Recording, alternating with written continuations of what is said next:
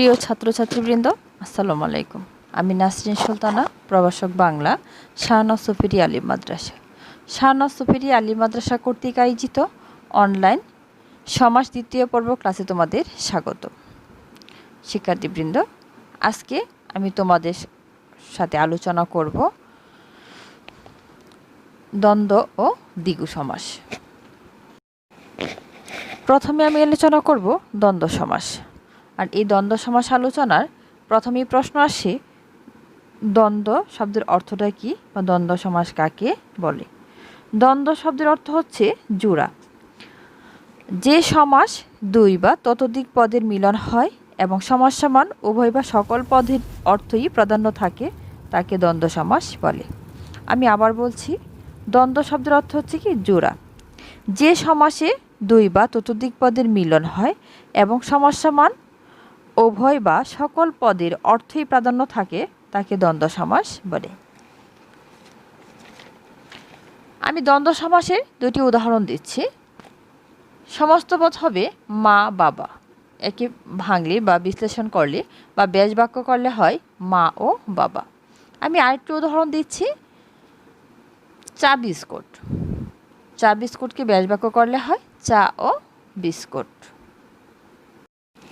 আর এই দ্বন্দ্ব সমাসকে চেনার কিছু নিজস্ব বৈশিষ্ট্য বা ধরন রয়েছে। যেমন দ্বন্দ্ব সমাসের উভয় পদ প্রাধান্য থাকে, দুই এবং ও আর এ তিনটি অব্যয় দ্বন্দ্ব সমাসে ব্যাস বাক্যে ব্যবহৃত হয়। নাম্বার 3, দ্বন্দ্ব সমাসে সম্মানিত ও স্ত্রীবাচক পদ আগে বসে। এখন আমি তোমাদের সামনে উপস্থাপন করব দ্বন্দ্ব সমাসের গঠন পদ্ধতি। বিভিন্নভাবে দ্বন্দ্ব সমাস গঠন করা যায়। নিম্নে আমি কয়েকটি গঠন পদ্ধতি আলোচনা করব। নাম্বার 1, দুটি সমান স্বরবিশিষ্ট শব্দের মধ্যে রস্বকার কিংবা ওকার যুক্ত শব্দ পরে বসে। তোমরা একটু খেয়াল করে দেখো, দুটি সমান স্বরবিশিষ্ট শব্দের মধ্যে রস্বকার কিংবা ওকার যুক্ত শব্দে পরে বসে।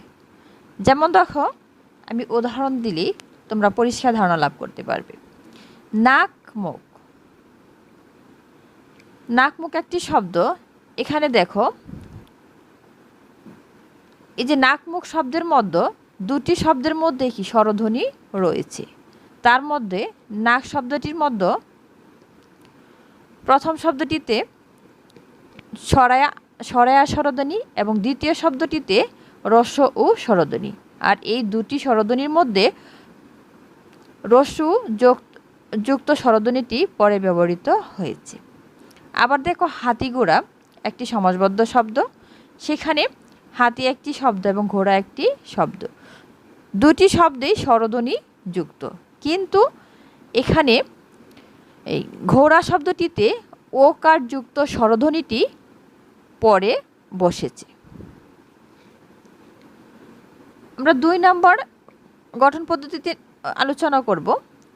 দুটি সমান স্বরধ্বনি বিশিষ্ট শব্দের মধ্যে স্বরাকারান্ত শব্দ পূর্বে বসে। আমি আবার বলছি, দুটি সমান স্বরবিশিষ্ট মানে স্বরধ্বনি বিশিষ্ট শব্দের মধ্যে স্বরাকারান্ত শব্দ পূর্বে বা আগে বসে। যেমন গোলাগুলি একটি শব্দ। গোলাগুলি শব্দটির মধ্যে গোলা শব্দটি সরায়া যুক্ত স্বরধ্বনি। গুলি শব্দটি রস্বইকারান্ত স্বরধ্বনি। সুতরাং গোলা শব্দটি বা আকারান্ত শব্দটি পূর্বে বা আগে বসেছে। ঠিক তেমনিভাবে আমি আরেকটি উদাহরণ দিতে পারি, খোকা-খুকি। খোকা-খুকি শব্দটির মধ্যে কা শব্দটি সরায়াকারান্ত স্বরধ্বনি এবং আর এই সরায়াকারান্ত স্বরধ্বনিটি আগে ব্যবহৃত হয়েছে। সমান স্বরবিশিষ্ট দু শব্দের মধ্যে আদি স্বরবর্ণ যুক্ত শব্দ পূর্বে বসে। একটু খেয়াল করে দেখো, সমান স্বরবিশিষ্ট মানে স্বরধ্বনি বিশিষ্ট শব্দের দুটি শব্দের মধ্যে শব্দের আদিতে স্বরবর্ণযুক্ত শব্দটি পূর্বে বা আগে বসে। যেমন আমি উদাহরণ নিতে পারি আমজাম বা আম ও জাম। আম শব্দটি হচ্ছে স্বরবর্ণযুক্ত স্বরধ্বনি, আর জাম শব্দটি হচ্ছে ব্যঞ্জন বর্ণ স্বরধ্বনি বিশিষ্ট ব্যঞ্জন বর্ণ। সুতরাং এখানে আম শব্দটিকে আগে ব্যবহার করা হয়েছে বা লেখা হয়েছে। ঠিক তেমনইভাবে ইট কাঠ, ইট শব্দটি স্বরধ্বনি মানে আদি স্বরবর্ণ বা শব্দের শুরুতে স্বরবর্ণযুক্ত স্বরধ্বনি। সুতরাং এই জন্য ইট শব্দটিকে আগে ব্যবহার করা হয়েছে এবং কাঠ শব্দটি পরে লেখা হয়েছে। আইন কানুন শব্দটির মধ্যে আইন হচ্ছে স্বরবর্ণযুক্ত বা স্বরধ্বনি বিশিষ্ট স্বরবর্ণ, এই জন্য আইন শব্দটি আগে ব্যবহার বা লেখা হয়ে থাকে।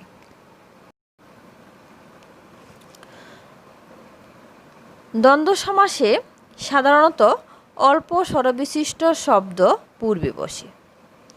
যেমন একটি উদাহরণ দিতে পারি ভাই ভাগিনী।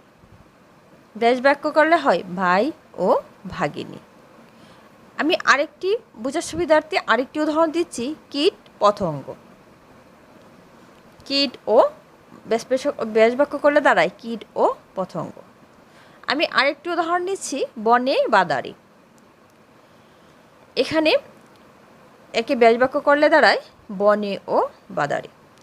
শিক্ষার্থী বন্ধুগণ, তোমরা একটু খেয়াল করো, ভাই, কীট, বনে শব্দগুলো ভাগিনী, পতঙ্গ, বাদারে শব্দ অপেক্ষা ছোট বা অল্প স্বরধ্বনি বিশিষ্ট শব্দ, যে কারণে আমাদের নিয়ম অনুসারে অল্প স্বরধ্বনিযুক্ত শব্দগুলো আগে লিখতে হয় বা ব্যবহার করতে হয়। মর্যাদা বোধক শব্দ পূর্বে বসে। স্বর্গ, মর্ত, স্বামী স্ত্রী, রাজা প্রজা। খেয়াল করো বন্ধুগণ, স্বর্গ কথাটি অবশ্যই মর্ত থেকে অধিক সম্মানিত বা মর্যাদাবোধক শব্দ। ঠিক তেমনি স্বামী শব্দটি স্ত্রী অপেক্ষা অধিক সম্মানিত। ঠিক তেমনি প্রজা অপেক্ষা রাজা শব্দটি সম্মান বা মর্যাদাবোধক শব্দ। আর এই দ্বন্দ্ব সমাসের রীতিতে মর্যাদাবোধক শব্দ আগে বসে। হসন্ত ও সন্ধি স্বরযুক্ত শব্দ পূর্বে বসে। যেমন সুখ দুঃখ, দুধ ঘি, দাস দাসী, নদ নদী ইত্যাদি। দ্বন্দ্ব সমাস আলোচনায় বা দ্বন্দ্ব সমাসে কিছু নিয়মাবলী অনুসরণ করতে হয়। নিচে আমি কিছু নিয়মাবলী আলোচনা করার চেষ্টা করব। দ্বন্দ্ব সমাসে অপেক্ষাকৃত ছোট আকারের পদটি আগে বসে। যেমন উদাহরণে বলা যায় মা বাবা। ব্যাস বাক্য করলে দাঁড়ায় মা ও বাবা। মা বাবা শব্দটির মধ্যে মা শব্দটি ছোট, সেজন্য মা শব্দটি আগে ব্যবহৃত হয়েছে। দ্বন্দ্ব সমাসে পূর্বপদ ও পরপদ উভয় পদই বিশেষ্য হয়, অথবা পূর্বপদ বিশেষ্য হলে পরপদ বিশেষ্যই হয়। যেমন একটি উদাহরণে বলা যায় ছেলে মেয়ে। ব্যাস বাক্য করলে হয় ছেলে ও মেয়ে। এই ছেলে ও মেয়ে দুটি পদই বিশেষ্য। আমি আরেকটি উদাহরণ দিতে পারি দেনা পাওনা। ব্যাস বাক্য করলে হয় দেনা ও পাওনা। এই দেনা পাওনা শব্দ দুটি বিশেষ্য পদ। দ্বন্দ্ব সমাসে পূর্বপদ ও পরপদ উভয় পদ বিশেষণ হয়, অথবা পূর্বপদ বিশেষণ হলে পরপদ বিশেষণই হয়। যেমন ধনী গরিব, ধনী ও গরিব। ইতর ভদ্র, ইতর ও ভদ্র। কাঁচা পাকা, কাঁচা ও পাকা। শিক্ষার্থীরা তোমরা খেয়াল করে দেখো, ই ধনী গরিব, ইতর ভদ্র, কাঁচা পাকা, এগুলো সবগুলোই কি বিশেষণ পদ। দ্বন্দ্ব সমাসে পূর্বপদ ও পরপদ উভয় পদ ক্রিয়াপদ হয়। যেমন উদাহরণে বলতে পারি ভাঙ্গে গড়ে, ভাঙ্গে ও গড়ে। হারি জিতি, হারি ও জিতি। নাচ গান, নাচ ও গান। তোমরা খেয়াল করে দেখো, এই যে ভাঙ্গে গড়ে, হারি জিতি, নাচ গান, এগুলো ক্রিয়াপদেরই উদাহরণ। দ্বন্দ্ব সমাসে পূর্বপদ ও পরপদ উভয় পদ সর্বনাম হয়। যেমন যাকে তাকে, ব্যাসবাক্য করলে হয় যাকে ও তাকে। আমি, তুমি, আমি, ব্যাসবাক্য করলে হয় তুমি ও আমি। যে সে, ব্যাসবাক্য করলে হয় যে ও সে। খেয়াল করে দেখো, এই যাকে তাকে, তুমি আমি, যে সে, এগুলো সর্বনাম পদেরই উদাহরণ। দ্বন্দ্ব সমাসকে বিভিন্ন শ্রেণীতে বিভক্ত করা যায়। আমি কয়েকটি প্রধান দ্বন্দ্ব সমাসের আলোচনা করার চেষ্টা করব। যেমন মিলনার্থক দ্বন্দ্ব, দুই বা ততোধিক পদের মিলন বোঝালে তাকে মিলনার্থক দ্বন্দ্ব সমাস বলে। যেমন মা বাপ, মা ও বাপ, ভাই বোন, ভাই ও বোন।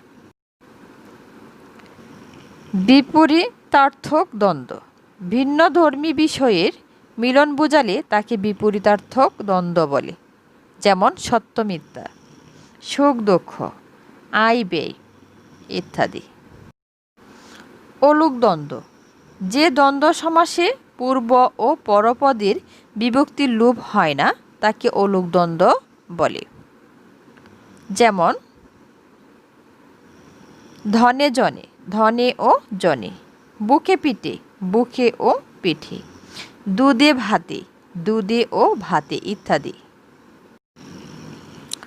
সমার্থক দ্বন্দ্ব, যে দ্বন্দ্ব সমাসে ভিন্নার্থক পদের মিলন না বুঝিয়ে একই ধরনের বিষয় বোঝায় তাকে সমার্থক দ্বন্দ্ব বলে। যেমন ঘর বাড়ি, ঘর ও বাড়ি, বই পুস্তক, বই ও পুস্তক, হাট বাজার, হাট ও বাজার ইত্যাদি। অনুচর দ্বন্দ্ব, অনুগামী শব্দের সঙ্গে যে সমাসের মিলন হয় তাকে অনুচর দ্বন্দ্ব বলে।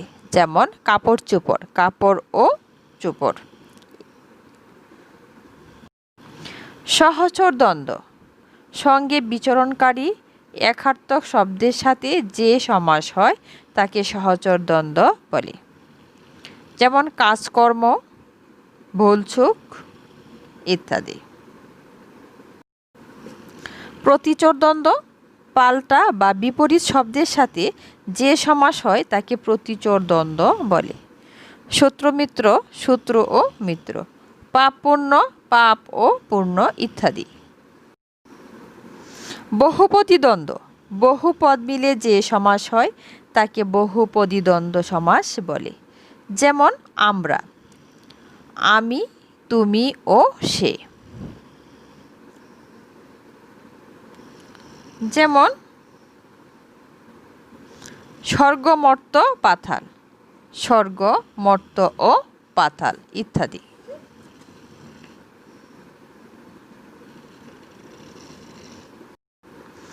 বিরোধার্থক দ্বন্দ্ব, যে দ্বন্দ্ব সমাসে পূর্বপদের সাথে পরপদের বিরোধ থাকে তাকে বিরোধার্থক দ্বন্দ্ব সমাস বলে। যেমন